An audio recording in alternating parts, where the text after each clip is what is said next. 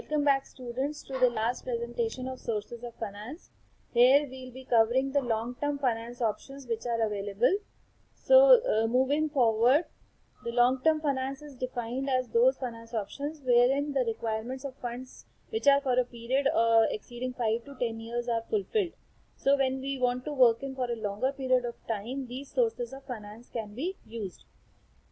There are many options for these long-term finance options like shares, debentures, new debt instruments, retained earnings, depository schemes, venture capital and securitization. Now we will discuss one by one all of them in details. Now what are shares? You might be already knowing that a share indicates a smaller unit into which the overall requirement of a company is subdivided and the company raises money through the shares in the share market. There are two types of shares, equity shares and preference shares. So the money can be invested, money can be raised through equity shares or preference shares as required by the company.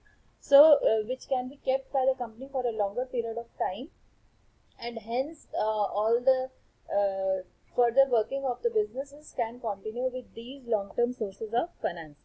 Next we have debentures, which is a document containing acknowledgement of indebtedness issued by a company and giving an undertaking to repay the debt at a specified date.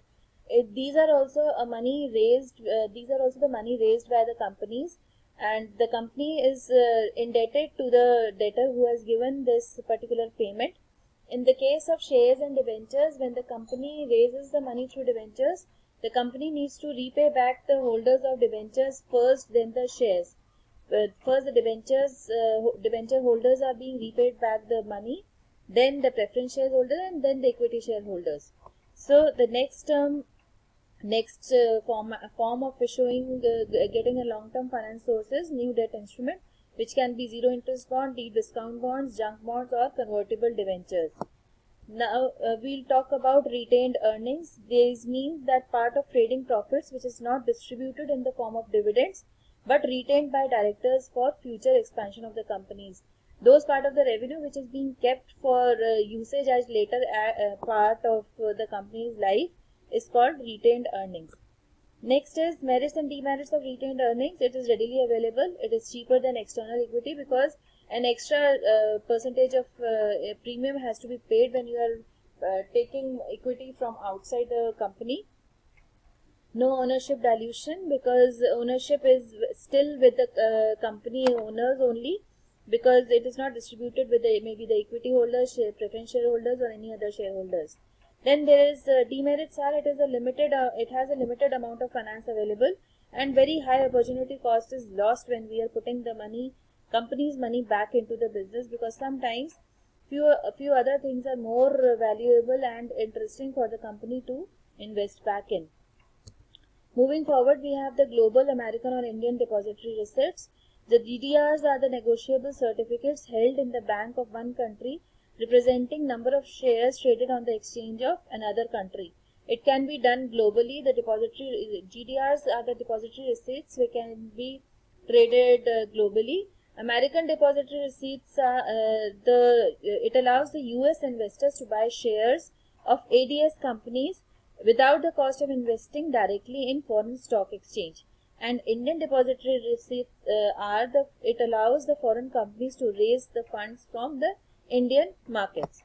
Moving forward, we have the venture capital source of finance, which is refers to the financing and funding of the small scale enterprises, high technology and risky volumes by venture capitalists. It's a very good source of finance nowadays because many people are interested in putting their in investing their spare money into different types of ventures, so that their profitability and the money value continuously goes on increasing, and the risks are shared across different businesses which might be they don't have to themselves handle. Then next is securitization, which is a process in which illiquid assets are pooled into marketable securities that can be sold to investors. Basically we are securitizing our assets and later on selling it to investors. We are securing our money by pooling them as marketable securities. Some advantages of securitization are it reduces asset liability mismatch, then locking in of profits is being done and liquidity is being maintained. But parallelly, the disadvantages are some high costs are being incurred for doing all this. There is a size limitation because securitization of all the amount cannot be done, and risks are involved because the repayment of that money might not be possible every time. Next is few other important sources of finance, which is seed capital assistance, certificate of deposit, internal cash accrual. Then you have seed capital assistance is basically, it was designed by IDBI and they charge 1% service charge for 5 years for the new ventures which are coming in.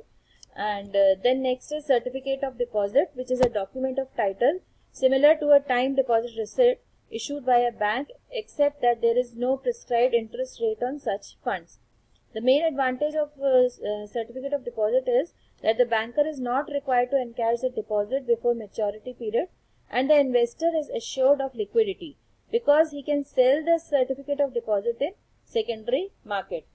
They are being dealt with in the secondary market, or they are not issued in primary market. Internal cash accruals are the existing profit-making companies which undertake an expansion program which can be permitted to invest a part of their accumulated reserves or cash profit for creation of capital assets. Then next is, there are few examples of long-term and short-term finance by Standard Chartered Bank and Mahindra Finance, wherein their equity capital for Standard Chartered Bank is 58%, whereas for Mahindra Finance it's 42%. So in detail you can see all these the different types of finances they have made available.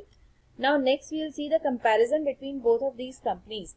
The Standard Chartered Banks has more hold on the company's proceeding and companies having high goodwill in the market, whereas the other company Mahindra Finance has less hold as compared to Standard Chartered Bank, but have a good hold and goodwill in the market.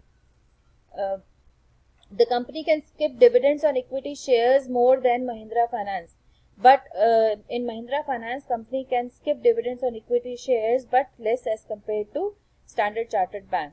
Similarly, you can see all the other differences which are there, and finally, hopefully you might have understood the short-term, medium-term and long-term finance options which are available. So thank you so much, and this completes the particular topic in your NEIM. So thank you so much.